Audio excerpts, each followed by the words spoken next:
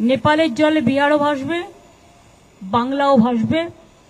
Plus ফরাক্কায় তো dredging করে না, আজকে 20 বছর হয়ে গেছে।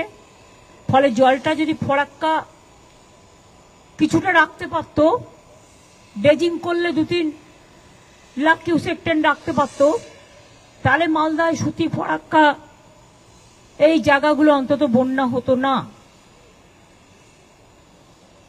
কিন্তু কেন্দ্রীয় সরকার, যেটা তাদের দায়িত্ব ছিল ফ্লাড কন্ট্রোল, চিরকাল ফরাক্কা ব্যারেজ সেন্ট্রাল গভর্নমেন্টের আন্ডারে।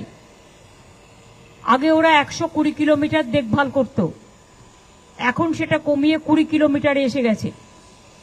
কিছুই করে না, পুরো উত্তরবঙ্গ ভাসছে।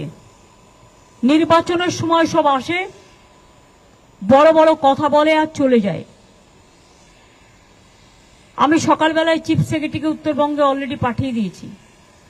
কালকেও গৌতম দেবকে কাজলডোবায় পাঠিয়েছিলাম, যেটা বিদ্যুৎ হুকিং করতে গিয়ে মারা গেছেন, খুবই দুর্ভাগ্যজনক। আজকেও সিএসকে আমি বলেছি ওই এলাকার এমএলএ খগেশ্বর রায়কে নিয়ে স্পটে যেতে। তাছাড়াও উত্তরবঙ্গের জেলাগুলো নিয়ে মুর্শিদাবাদকেও ইনক্লুড করেছি।